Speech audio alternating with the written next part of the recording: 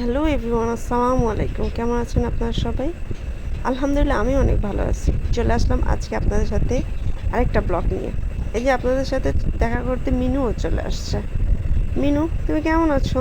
মিনু হচ্ছে আমাদের পোষা বিড়াল। ও আমার সাথেই থাকতে পছন্দ করে।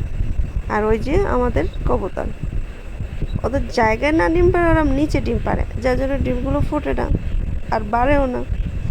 এদিকে আমি রান্নার জন্য সব গুছিয়ে নিয়েছি। গরু মাংস ধুয়ে রেখে দিয়েছি, আলু দিয়ে গরু মাংস রান্না করব, করলা ভাজি, ডাল এবং পটল ভাজবো। এখানে গরু মাংসের জন্য সমস্ত মশলা দিয়ে আমি সুন্দর করে ভেজে নিচ্ছি। আমি আমার মতো করে রান্না করতেছি, আপনারা আপনাদের মতো করে রান্না করবেন। রান্নাটা একটা আর্ট, যে যার মতো করে আর্ট করে আর যে যার মতো করে রান্না করে। এক একজনের রান্নার টেস্ট এক এক রকম হয়। যেমন আমি যখন আমার মার হাতে রান্না খাই, তখন মনে হয় এত মজা কি করে হয়। আমি আমার মাকে জিজ্ঞাসা করি, আম্মা বলো তো কেন তুমি রান্না করো, আমাকে একটু শিখাই দাও আম্মা। তখন আমার আম্মা বলে যে শোনো, কম মশলা দিয়ে রান্না করবা, তাহলে রান্না মজা হবে। অবশ্য আমি একটু মশলাটা বেশি দিই, যার জন্য ওই রকম টেস্টটা আমার রান্নায় হয়। কিন্তু আলহামদুলিল্লাহ, আমি যা রান্না করি আমার হাজব্যান্ড বলে খুব মজা হয়েছে, আর আমি এতেই অনেক খুশি। কারণ আমার হাজব্যান্ড যদি সন্তুষ্ট থাকে আমার রান্না খেয়ে, আমি তাতেই অনেক খুশি। আমি তার জন্য রান্না করতে পছন্দ করি। সে মজা করে খেলেই আমার শান্তি। আমি এদিকে মাংসটা সুন্দর করে কষিয়ে নিচ্ছিলাম মশলার সাথে। সমস্ত মশলা দিয়ে আমি সুন্দর করে মাংসটা কষিয়ে নিচ্ছিলাম।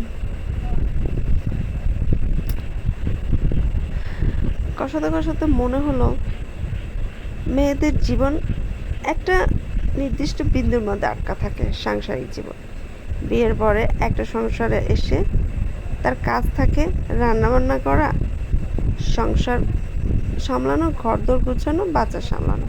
আমারও ঠিক তাই, ব্যতিক্রম কিছুই না। আসলে এটাই একটা শান্তির একটা জায়গা আমি মনে করি। এটাতে একটা শান্তি আছে।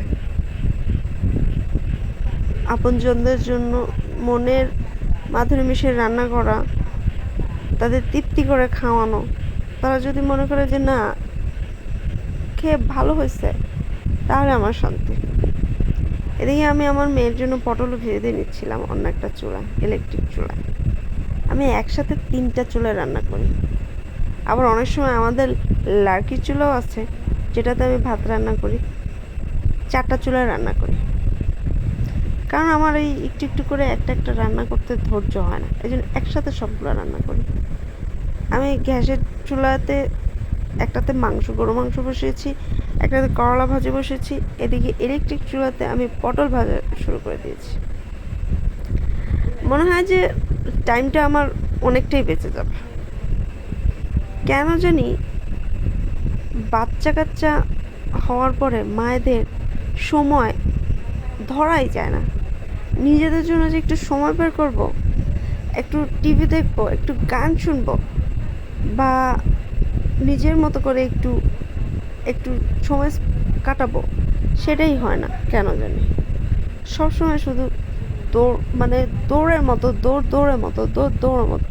এই যদি একটু সময় ধরে রাখতে পারতাম, আমি ওই টাইমটা ওইটা করতে পারতাম, ওই টাইমটা ওইটা করতে পারতাম, ওই টাইমটা ওইটা করতে পারতাম। যদি এমন হইতো যে আমি আমার সমস্ত কাজগুলো জোহরের আজানের আগে করে ফেলতে পারতাম। আফসোস আমার জানি কেন হয় না। সে করতে করতে করতে করতে আমি যতই কাজ করি বা কাজ না করি, তাও যেন আমার 2টা বেজে যায়, 3টা বেজে যায়, এইরকম হয়ে যায়। পরে আমার একদম ভালো লাগে না।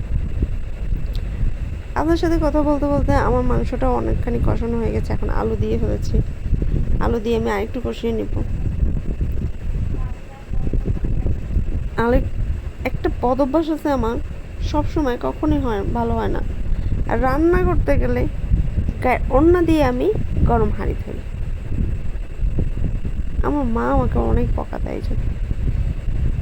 অনেক বকা দেয়, কিন্তু অভ্যাস হয়ে গেছে যে অভ্যাসটা ছাড়াতেই পারি না। আমার গরু মাংস রান্নাটা কেমন হচ্ছে আপনারা কিন্তু আমাকে অবশ্যই কমেন্টসে জানাবেন প্লিজ। এদিকে আমার পটল ভাজাটা হয়ে গেছে, আমি পটলটাকে সুন্দর করে ভেজে নিয়েছি। এখন একটা বাটিতে উঠিয়ে রাখবো। পটলের সাথে একটু তেল মিশে থাকলে খেতে ভালো লাগে আমার কাছে, এই জন্য আমি দিই। এদিকে আমি গরু মাংসের ঝোল দিয়ে দিলাম পরিমাণ মতো, যদি এত ঝোল থাকবে না। এদিকে আমার করলা ভাজিটাও হয়ে যাচ্ছে। করলাটা খেতে কিন্তু অনেক তিতা, কিন্তু আমার কাছে খুব মজা লাগে। এক ধরনের মানুষ আছে না, মুখটা তিতা ভিতরটা খুব ভালো, করলাটা আমার কাছে সেই রকম লাগে।